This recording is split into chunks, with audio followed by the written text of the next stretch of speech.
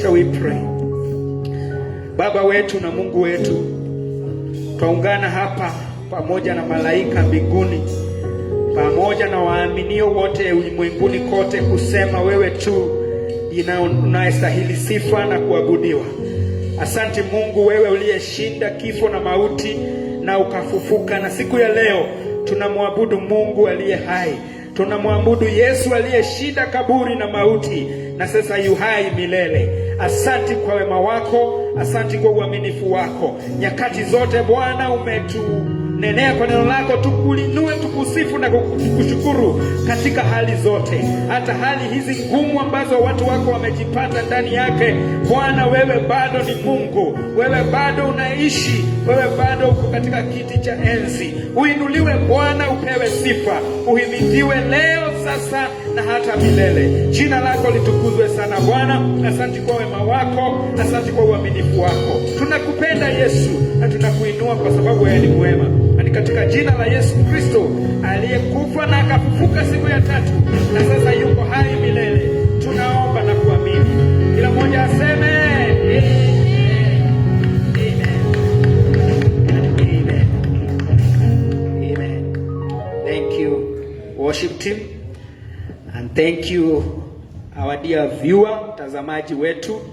Bwana asifiwe sana. Tunashukuru Mungu sana kwa sababu yako na kwa sababu ya siku ya leo. Hii ndiyo siku ambayo Bwana ameifanya na tutaifurahia katika hali zote. Mungu wetu ni mwaminifu na Mungu wetu atabaki kuwa Mungu. Tunatarajia ya kwamba uko salama mahali ulipo. Tunakuomba kwa dakika chache ambazo tutakuwa hapa, don't touch that dial. Wacha tusikie yale mambo, maneno ambayo Mungu, na neno ambalo Mungu ametuandalia mchana wa leo. Nashukuru Mungu kwa sababu ya nafasi hii ambayo nimepata, na nashukuru pia mchungaji kwa kunipa hii nafasi, na nakushukuru wewe mtazamaji wetu, na wewe ni mshirika wa hii kanisa ama wewe unashiriki mahali pengine, lakini for some reason you found yourself there. It's not coincident. I believe God would want to speak to you this afternoon. I want to be very brief, na nataka tufungue neno la Bwana katika kitabu cha Luka mtakatifu 24. Luka mtakatifu 24. Tutaanza kusoma mstari wa 13, lakini kwa sababu ni kifungu kirefu nitasoma mistari kadhaa, lakini ningekuomba kwa wakati wako, kwa sababu huu ni ujumbe wa ufufuo wa Yesu, utafuta wakati usome the entire chapter of Luke chapter 24, na Bwana atatubariki. Nataka kunena mchana wa leo ujumbe ambao ni euita kwa kizungu from disappointment to hope. Kwa Kiswahili disappointment, nimejaribu kutafuta hii neno, ni kushushwa moyo. Naona mahali panaitwa ni matikisiko. Hivyo ndivyo kamusi nyingine nimeangalia mahali, kutoka kwa kuvunjika moyo disappointment kwenda kwa tumaini. Yawezekana mchana wa leo umevunjika moyo mahali ulipo, unapotutazama, unapotusikiza, umevunjika moyo. Lakini niko hapa, kufufuka kwa Yesu kunatuonyesha ya kwamba tunaweza kutoka katika ile hali ya kuvunjika moyo na tukawa na matumaini. Hope, from disappointment to hope. Hii hadithi ni ya wafuasi wa Yesu wawili. Mmoja tunapewa jina lake, mwingine hatupewi. One of them is Cleopas and a friend. Na hii ni baada ya Yesu kusulubiwa, akafa Ijumaa, akazikwa, akakaa kaburini Saturday, akafufuka Jumapili asubuhi.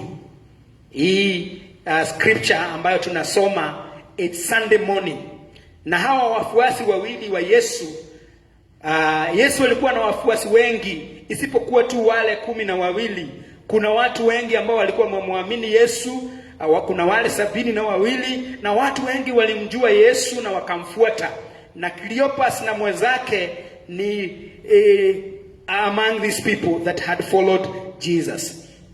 Wacha nisome kwa Kizungu na nitasafiri. Nataka nisome mistari sio yote kwa sababu ya wakati, lakini nitaelezea tunapoendelea.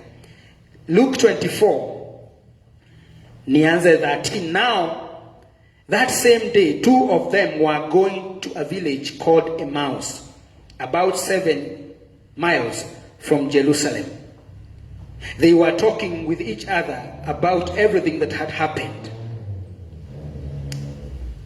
Verse 17, thus Jesus has appeared to them, and he asked them, what are you discussing about as you walk along?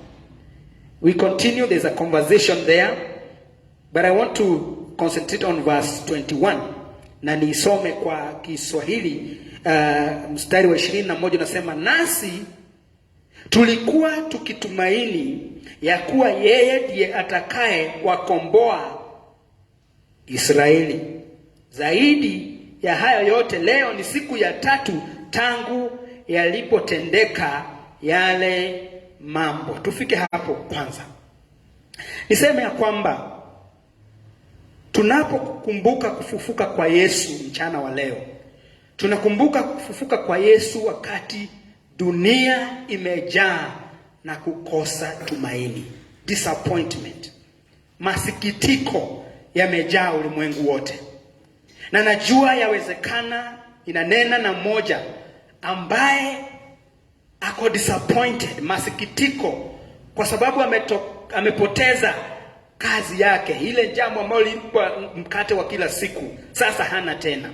Naongea na watu ambao wanasikitika kwa sababu ndoa zao zinavunjika. Naongea na watu ambao wanatikisika mioyoni mwao kwa sababu wamewapoteza wapendwa wao. All over. Nasema hivyo kwa sababu these lines that we are using are viewed all over the world. Naongea na watu ambao biashara zao zimefungwa. Juzi nikatembea Nairobi ya juu. Kuna Nairobi ya chini. Nairobi ya juu ni Kenyatta Avenue. Siku ingine before the lockdown. Na nikapata biashara nyingi ambazo niliacha. The last time nilikuwa huko ni mwaka umeisha. Nikaona zimefungwa na vumbi. You can tell hapa hakujafunguliwa kwa mwaka mzima. Watu wengi wamepoteza makazi na mabiashara zao na wamevunjika moyo. They are disappointment. Na sasa tunaongea asubuhi ya leo, unawezaje kutoka katika hii hali ya kuvunjika moyo na uwe na matumaini tena? Hili ndilo jambo ambalo linafanyikia hawa wafuasi wa Yesu wawili, Cleopas na mwenzake. Yesu baada ya kufa na kusulubiwa, wakakaa Jumamosi na Jumapili mapema asubuhi kukaja ripoti. Ukisoma hapo juu from verse 1, wanawake wakaenda, Mariamu na wenzake wakaenda pale kaburini, wakapata Yesu hayuko. Wakaleta ripoti kwa wafuasi wa Yesu. Lakini ninaposoma Biblia yaonekana ni ya kwamba hawa wawili hawakuamini yale. Hatujui wanaenda kufanya nini kutoka Jerusalem kuelekea Emmaus. Pengine, probably they had given up. What they expected to happen in Jerusalem has not happened. Na wanapoenda wakizungumza yale ambayo yalikuwa yametokea, Yesu anajiunga na wao na akaanza kutembea pamoja na wao. Lakini neno la Bwana linasema macho yao yalikuwa yamefungwa hivi kwamba wasitambue huyu ni Yesu tunayetembea na yeye. Akawauliza, mnaongea kuhusu nini? Nao wakamwambia, kwani wewe tu ndiye umekuwa Jerusalem peke yako? Husikii mambo ambayo yamefanyikia Yesu Kristo? Alikuwa nabii, alikuwa mwalimu. In verse 21 tumesoma hayo. But we had hoped that he was the one who was going to redeem Israel. Tulikuwa na matarajio ya kwamba huyu Yesu, huyu nabii Masaya, ndiye atakomboa Israeli kutokana na mikono ya Warumi. Inashangaza ya kwamba hata wakati huu hawa wafuasi wa Yesu Wao walijua ya kwamba Yesu is another king. Amekuja kuwaokoa kutoka kwa minyororo ya Warumi. Lakini ni wafuasi wa Yesu. Na wakasema, tulidhani, we had hoped ya kwamba huyu Yesu atatukomboa. Disappointments come when our expectations are not met. Hii kuvunjika moyo huja wakati matarajio yetu yanakosa kutimia. Naongea na jamii, na nikasema katika ibada hiyo ingine, tunapoanza familia, we start with a lot of hope. Hakuna watu wawili hushikana waanze familia wakitarajia kutakuwa na shida. When people are in love, wanaonanga makubwa watafanya pamoja. Lakini maisha vile yalivyo, mambo hubadilika, na yale matarajio ulikuwa nayo yanakosa kutimia. Na sasa umejishika tama, umevunjika moyo, you are disappointed. Mungu anapotubariki na watoto, naongea na wazazi, wengine wetu tunawaleka kanisani, tunawadedicate, tunawafundisha tabia njema, tunawapeleka shule, tunajikaza kama wazazi, tunafanya juu chini ili watoto wasome tukiwa na matarajio fulani. Lakini sio wote ambao, not every child turn out the way we expected, and we are disappointed. I know I'm speaking to a mother or a father who is disappointed because your children have not turned out the way you expected. Sisi ambao ni wachungaji, kila mchungaji anapopanda kanisa anakuanga na maono makubwa. Anaona kanisa kubwa, washirika wanaopenda Mungu wamejazwa na Roho, but things don't always go the way we expected. Na naongea na mchungaji ambaye amevunjika moyo kwa miaka 2 sasa. Mipango ambayo tumekuwa nayo, especially county yetu Nairobi, na you remember last year tulifungiwa tena, na mwaka huu we don't know. And can I speak with sincerity?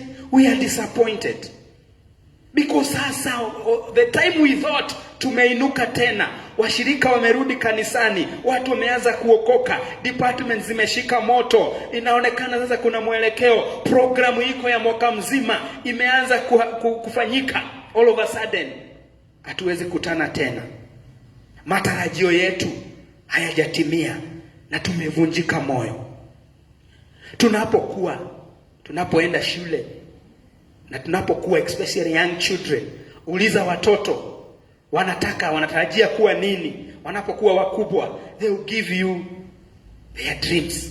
Nataka kuwa hivi, nataka kuwa hivi. Na naongea na mtu hapa ambaye alikuwa na matarajio makubwa kama Cleophas na mwenzake. Walitarajia huyu Mesaya atatukomboa, hatutakuwa watumwa tena. Na sisi ndivyo vile tunakuwa tukiwa na matarajio. Tunasema nitakapofika miaka 40 nitakuwa na hiki na kile na kile na kile. But see where we are, some of us. Things have not gone the way we expected. Nikawa nasoma, kuna wakati katika uchumi wa Marekani, the American economy, in the early 1900s, they were doing very well. Such that kukaja researchers wakasema watu pale watakuwa wakiretire at 38 years because of the wealth that was there. They were very expectant. Then kukaja kitu inaitwa Great Depression. Na hakuna mtu sasa anaweza retire at 38. Wengine hata 38 hatujaanza maisha. Kwa sababu yale tulitarajia hayajafanyika. And tumevunjika moyo, tumejishika tama. Kuna wimbo kwaya ya hapa wimba, bona kushika tama. We are discouraged and disappointed because things have not gone the way we expected. This is what is happening to Cleophas and his friend. Lakini ndugu zangu na dada zangu, sisi ambao tunamwamini Yesu, Mambo yanayotufanyikia hayastahili yatupate kwa mshangao. If we are truly followers of Jesus and we believe in his word, we should not be taken by surprise by some of these things. Apostle Peter writes to Christians that were suffering in the book of 1 Peter. Hawa watu ambao walimwamini Yesu walikuwa wametapakaa kila mahali. Na nataka kuimagine watu hawa walipokuwa wanakuja kwa Yesu, walikuja na matumaini ya kwamba tukija kwa Yesu hatutateswa sana, hatutapata shida. And then the opposite happened. Wakaja kwa Yesu in the book of 1 Peter chapter 4 and verse 12. Wakamwamini Yesu, lakini wakaanza mateso, wakaanza kuteswa, and they got scattered all over. And Peter tells them in English, "Dear friends, do not be surprised at the fiery ordeal that has come on you to test you, as though something strange were happening to you." These are not strange things. They should not get us by surprise. Kama tunaliamini neno la Mungu ya kwamba nyakati za mwisho mambo haya yatakuja, magonjwa yasiyoeleweka. Usome kitabu cha Timotheo wa pili mlango wa 3. Siku za mwisho zitakuwa nyakati za uovu. Uovu utaongezeka. Watu watajipenda. Watu watapenda pesa kuliko kumpenda Mungu. Watoto watawaasi wazazi wao. Haya ni mambo ambayo hayastahili kutupata kwa mshangao, kwa sababu tunaliamini neno la Mungu. These things should not get us by surprise. Taongea mambo mawili alafu nimalizie. Cause number 1, the cause of disappointment. Kwa nini wengi wetu tuna matikisiko, tumevunjika moyo, tumejishika tama? From where we have read, Yesu aliwakemea hawa wanafunzi wake wawili. Na in the word in English, he calls them fools. Wow, let me see what he says in Swahili in verse 25. Katika mstari wa 25, akawaambia, "Nyinyi msiofahamu, wenye mioyo mizito ya kuamini yote yaliyosemwa na manabii." He said unto them, "How foolish are you,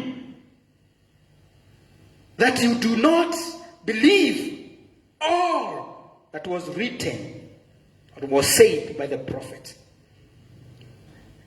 Sababisho ya sisi kuvunjika moyo, wapendwa, ni kukosa kuliamini neno la Mungu lote, all that is said. Hawa watu, Cleopas na mwenzake, waliamini ya kwamba nabii Isaya walitabiri ya kwamba mfalme atazaliwa. They were happy with that. Na ataokoa Israeli. And they were happy with that. Lakini hawakuamini the part of the prophecy that said he will be a suffering servant. Tunapokosa kuliamini neno la Mungu lote, the whole counsel of God, na katika hili neno kunazo ahadi za kutufurahisha. Wacha nikutajia ahadi mbili. Neno Mungu linasema in English, "I will never leave you." Sitawaacha, sitawapungukia. Na hilo ni jambo, kama tungekuwa kanisani tungesema amen. Na hata hapo ulipo unaweza type amen. Neno la Bwana linasema hata tuacha, hata tupungukia. That is a promise. But if you only take that, tukose kuchukua neno linasema katika in this world, Jesus talking to his followers, you will have trouble. Now, nikauliza wale ambao walikuwa wanatazama ibada hiyo nyingine, tutafanya nini na hiyo ahadi? Because that's also a promise. It's also a promise that in this world you'll have trouble, but be of good cheer, I have overcome the world.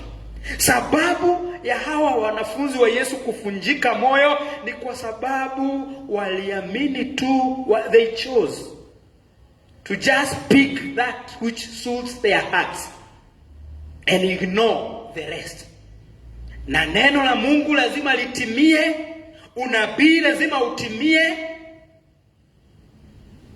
Na kwa hivyo tusipoliamini, ichukua neno la Mungu lote, not half, the entire counsel.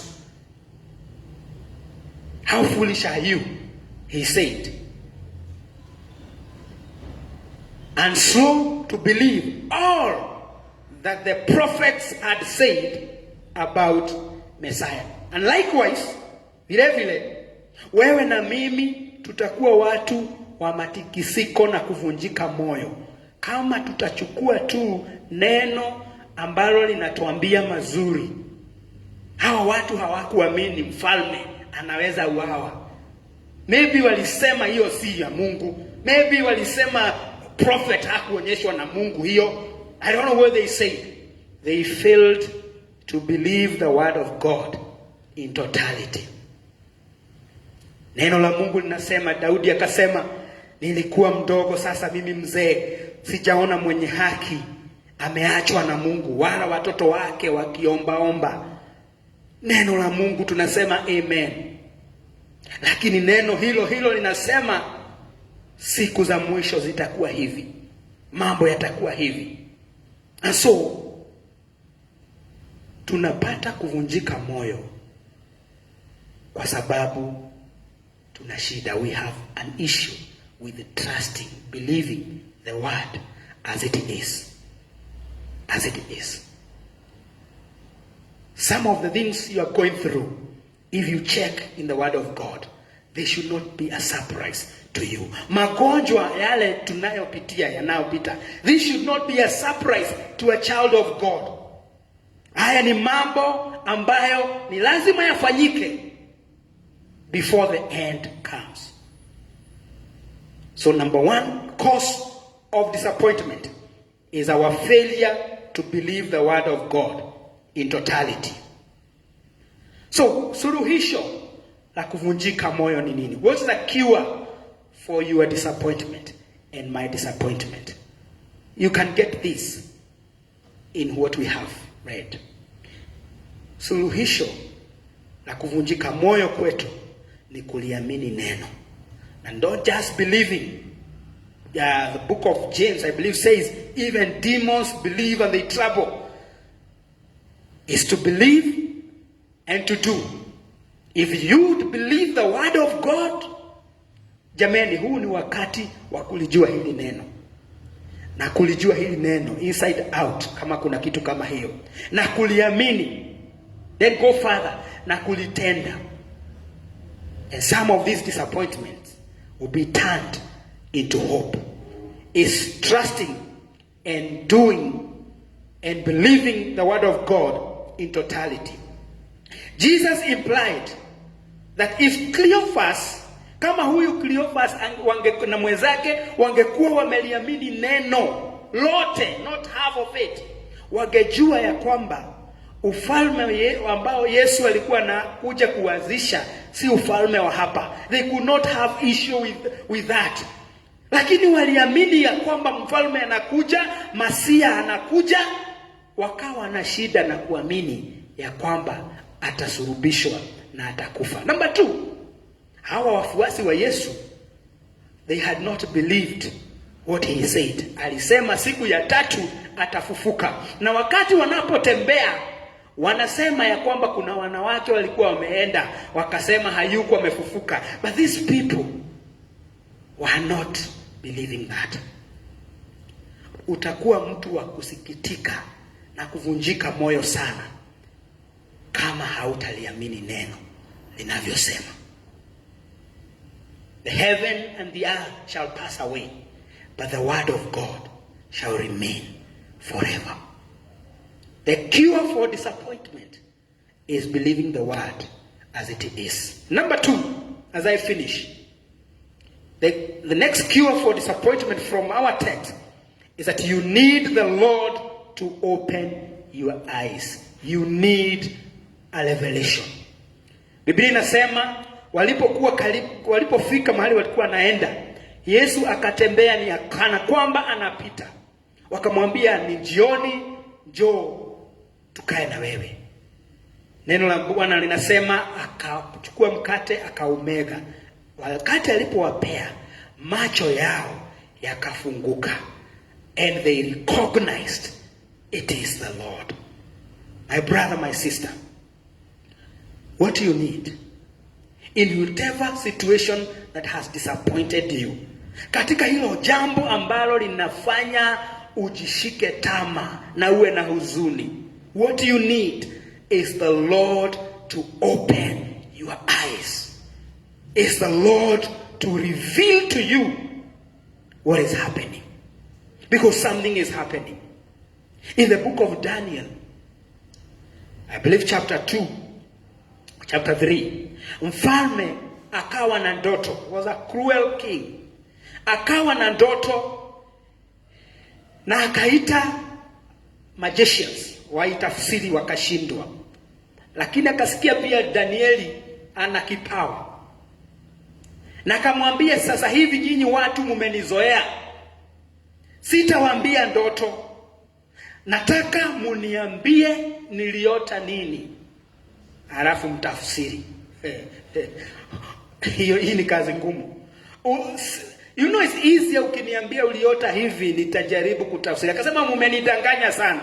This time nataka muniambie niliota aje na mtafsiri. Danieli akamwambia, hilo jambo umesema haliwezekani, lakini kuna Mungu mbinguni anayefunua siri.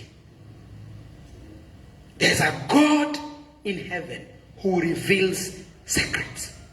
Na nataka kukuambia ndugu yangu, dada yangu, katika hiyo jambo ambalo limekushusha moyo, limekuvunja moyo, you are very disappointed, if only you'd allow the Lord to open your spiritual eyes to see what is happening, you'd become like Cleopas. Walipofunguliwa macho na wakamuona huyu ni Yesu, wakatoka mbio wakarudi Jerusalemu as witnesses, and I believe their lives were never the same again. I pray today that God will open your eyes. The reason we have sleepless nights. Ushawahi sumbuliwa na jambo usiku, ukasumbuliwa kwa kosa kulala, only to wake up na ukapata it was not an issue. Na naamini mambo mengi ambayo yametuvunja moyo, kama Mungu tu angetufungua macho. Number one, tuone mambo ambayo Mungu anafanya behind the scene, kwa sababu kuna mambo makubwa Mungu anafanya. The Bible says he has good plans for us. The Bible says he works all things for the good of those who love him, those who are called according to his purposes. Kumaanisha hata hilo jambo ambalo limekuvunja moyo, hilo jambo ambalo limekufanya ujishike tama, kuna jambo nzuri litakalo toka hapo. And I know it's not easy. This is easier said than done. Lakini kama Mungu angekufungua macho, and I want you, as I conclude, to ask the Lord to reveal to you what is happening. If God would reveal to you what is happening in your family, you would relax, or you would know what to fix. Kama Mungu angekuonyesha shimo ambalo shetani amepata nafasi akaingia kwa jumba yenu, kwa familia yako, if God would reveal to you, if your eyes would open, then utazimba hilo shimo, na whatever has been the challenge will be gone. Wachungaji, if God would reveal to you what has been eating your church, you would fix it, and things would come back. If God would reveal to you what other business you can do after the one you had has failed, if God would give you another idea, if God would open your eyes, your disappointment will be changed into hope. Into hope. My brother, my sister, I want to leave you by reminding you a few things. Number one is that God is working all things for your good. Believe that. You may not see any good in it, but there's some good that will come out of your situation. May the Lord open your eyes to see that. The Lord that we serve is not in the grave. He is alive and well.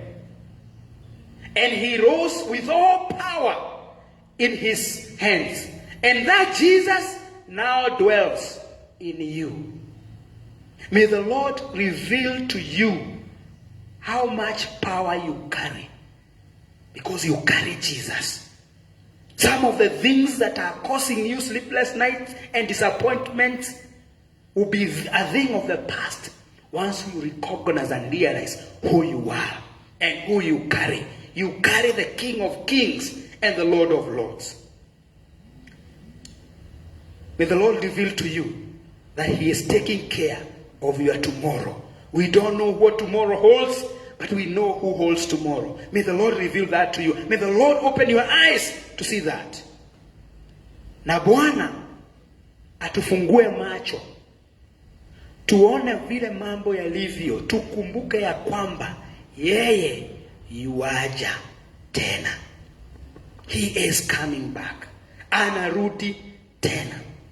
When we see things the way they are, we don't know what to come after this. And forgive me, but it could be worse. Because Jesus said things will be very worse. But as we near his coming, these things should remind us to get ready, to look up. Our redemption is coming. Our Lord is coming back. Masikitiko yetu mengi ni kwa sababu we have not believed all that has been said.